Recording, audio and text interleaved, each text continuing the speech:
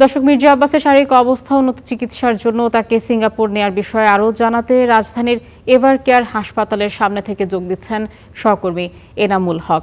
এনাম, নিশ্চয়ই শুনতে পাচ্ছেন, মির্জা আব্বাসকে সিঙ্গাপুর নেয়ার বিষয়ে কি তথ্য আছে আপনার কাছে এবং এখন তার শারীরিক পরিস্থিতি কেমন বলছেন চিকিৎসকরা? ধন্যবাদ আয়শা। আমি এই মুহূর্তে রয়েছি এভার কেয়ার হাসপাতালের ঠিক সামনেই।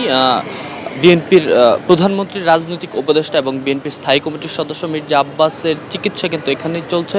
আমরা যেটি জানতে পেরেছি, আজকে বেলা 11:30টার দিকেই কিন্তু তাকে সিঙ্গাপুর নেয়ার কথা রয়েছে এবং এর সাথে আমরা যেটি জানতে পেরেছি যে এয়ার অ্যাম্বুলেন্স আসলেই তাকে এভার কেয়ার হাসপাতাল থেকে সিঙ্গাপুরের উদ্দেশ্যে নিয়ে রওনা হওয়ার কথা রয়েছে। এবং এর সাথে গত শুক্রবার যেটি আমরা জানতে পেরেছিলাম যে তার ছেলে মির্জা ইয়াসির আব্বাস আমাদেরকে যেটি জানিয়েছিলেন যে তার শারীরিক অবস্থা কিছুটা স্থিতিশীলতার দিকে এবং গতকালকে যে সিটি স্ক্যান এসেছে সেটিও ভালো অবস্থা এসেছে এবং সেই জন্যই তাকে দ্রুত সিঙ্গাপুর নিয়ে উন্নত চিকিৎসার জন্য তার যে মেডিকেল বোর্ড রয়েছে তারা সিদ্ধান্ত নিয়েছে এবং সেই জন্যই তাকে সিঙ্গাপুর নেওয়ার জন্য আজকেই সিদ্ধান্ত হয়েছে।